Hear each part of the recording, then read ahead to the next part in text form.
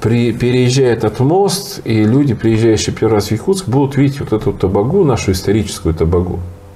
Если, конечно, жители захотят, а кроме них это никто не сделает. Вот есть такой город Мышкин, да, на Волге. То есть он туристическим стал благодаря жителям.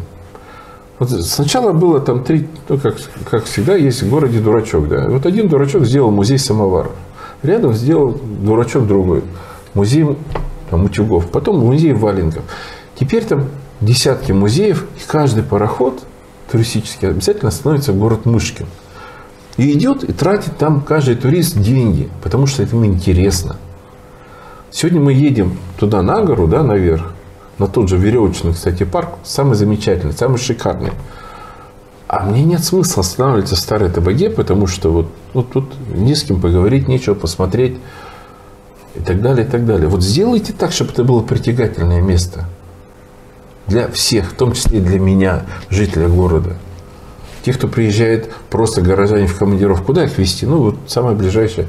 Поехали сюда, покажем, да, вот старую табагу. Долгожданный мост, его ждет вся республика. Дальше от этого моста пойдет дорога на Покровский тракт. С Покровского тракта, насколько я понимаю, будет прямая дорога проложена в обход города на Вилюйский тракт.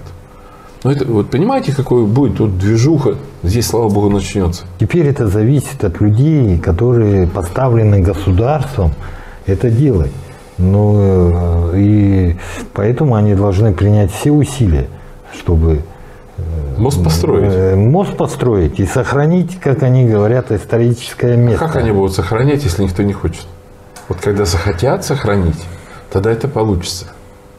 Нет, когда да. ты хочешь что-то делать, ты ищешь резервы.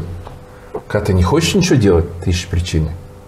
Но здесь без государственной исполнительной власти никак. Да я про это говорю. Вот тут нужна, есть и так далее. Вот тут нужна архитектура.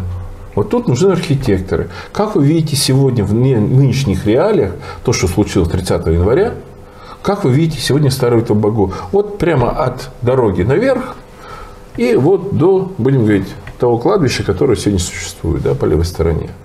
Как вы это видите? Покажите нам. Все зависит от жителей города, от жителей поселений. Как мы живем, в чем мы живем, кто нами руководит. Мы их либо избираем, либо их назначают. Либо назначают. Но опять же есть депутаты. Поселковые, городские. Где они? Что они говорят?